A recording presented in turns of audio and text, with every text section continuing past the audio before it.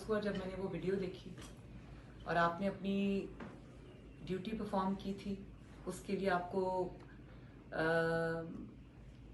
Humiliation का सामना करना पड़ा। मैं बहुत शर्मिंदा हूँ इस बात। तो मुझे ज़रा बताओ क्या वाकया क्या हुआ था उस दिन? मैडम हम रूटीन की गश्त कर रहे थे, 15 की कॉल पे जा रहे थे। गली में 2-3 गाड़ी 15 पे क्या कॉल आई थी आपको? कोई लड़ाई झगड़े टाइप थी। अच्छा, फैमिली की। ओके। तो उधर जा रहे थे तो रास्ते में ड्राइवर कहता कि सर 2-3 गाड़ियाँ खड़ी हैं, मशकूक लग रही हैं। एक बाजार सा था उसमें, मैंने कहा चेक कर लेते हैं। उधर गए तो ये आगे जा रही थी गाड़ियाँ। ड्राइवर गनमैन उतरा, उसने जाके गाड़ी को रोका और उन्होंने कहा जी टिंटेड ग्लासेस थे इसके? जी। अच्छा, और एक ही गाड़ी थी? 2 गाड़ियाँ थी, दो गाड़ी, एक कार थी। हाँ। और एक पजेरो टाइप थी। ठीक है। तो उसको रोक के उन्होंने चेक करना शुरू किया पीछे। और ये इलाका कौन सा था? शादीपुर है, नजम पार्क के पास। अच्छा, भगवानपुरा में जी। अच्छा।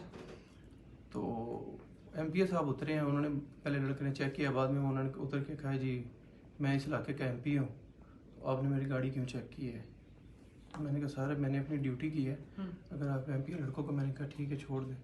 तो मैंने कहा जी मैंने अपनी ड्यूटी की है, तो इसमें तो कोई बुरी बात नहीं है। नहीं जी मेरा इलाका है, आपने मेरी इज़्ज़त नफ्स मजरूह की है, ये मेरा इलाका, मेरी इंसल्ट हुई है, ये आपने बहुत गलत किया है, मैं आइए एक्शन लूँगा, मैं एहतजाज कराऊँगा। मैंने कहा सर मैंने अपनी ड्यूटी की है, मैंने ऐसा कुछ नहीं किया। नहीं आप मुझसे सॉरी करो, नहीं आप मुझसे सॉरी करो। मैंने उन्हें कान में भी कहा, मैंने वीडियो देखी थी। सॉरी नहीं बनती, आप मेहरबानी करें तो बाकी ये कैमरे वगैरह बंद करें। मैंने कहा नहीं जी मुझे सबके सामने सॉरी करें। तो मैंने रब्ता करने की कोशिश की, ऐसे साहब का नंबर नहीं था मेरा। तो बाद में फिर मैंने उनसे कहा, मैं जी अगर मेरी वजह से आपकी इज़्ज़त नफ्स मजरूह हुई है तो मैं उसके लिए सॉरी कर एक्सक्यूज़ कर लेता हूँ, मेरा मैंने कहा इज़्ज़त में कोई फ़र्क नहीं पड़ता इससे। लेकिन वो इधर देखो मेरी तरफ से, यासिर आइंदा आपने अपनी ड्यूटी करने पे कभी किसी से माफ़ी नहीं मांगी। आपने अपनी ड्यूटी की थी जी। आपने उनको चेक किया था, वो आपकी जिम्मेदारी थी जी। आपने की और आइंदा कभी किसी से अपनी जिम्मेदारी पूरी करने के लिए माफ़ी नहीं मांगी। जी बिल्कुल। ठीक है जी। आपका काम यही है और इसी काम के लिए आपको जो है वो स्टेट ने रखा है। तो आपने अपना काम अच्छे तरीके से किया, पूछा, चाहे एमपीए हो, एमएनए हो, चीफ मिनिस्टर हो या कोई भी हो, कानून से बड़ा कोई नहीं। तो आपने जो किया बिल्कुल ठीक किया और इस बात पे दिल छोटा ना करना। आई एम सॉरी आपके साथ ये हुआ है और मैंने अपने एमपीए को भी मैंने शो कॉज नोटिस दिए, वो जवाब देंगे उस बात का कि उन्होंने ऐसा क्यों किया, लेकिन ऐसा नहीं होना चाहिए। तो आपको अपने बिल्कुल आपने इस बात को दिल पे नहीं लेना और बिल्कुल उसी जिम्मेदारी के साथ अपनी ड्यूटीज़ जो है वो डिस्चार्ज करनी है। ठीक है।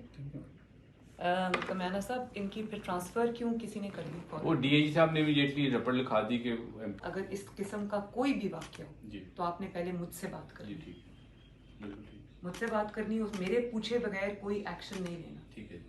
और अगर एमपीए साहब को कोई शिकायत थी जेन्युइनली तो उनको भी मेरे पास आना चाहिए था, फिर हम इंक्वायरी कराते, इंक्वायरी की जो रिपोर्ट आती है हम उसके मुताबिक एक्शन ले लेते। नहीं इसका बड़ा अच्छा मैसेज जाएगा मैडम, ये बहुत मोरल बूस्टिंग होगी इससे।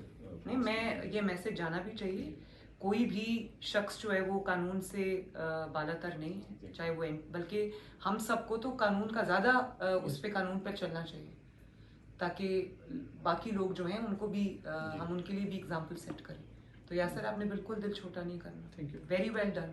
अपनी ड्यूटी इसी तरह करनी है आपने, किसी से ज्यादती नहीं करनी, ना इंसाफी नहीं करनी, लेकिन अपनी ड्यूटी आपने पूरी जिम्मेदारी से करनी है। ठीक है, god bless you. Okay madam, thank you कमैना साहब, वेरी गुड।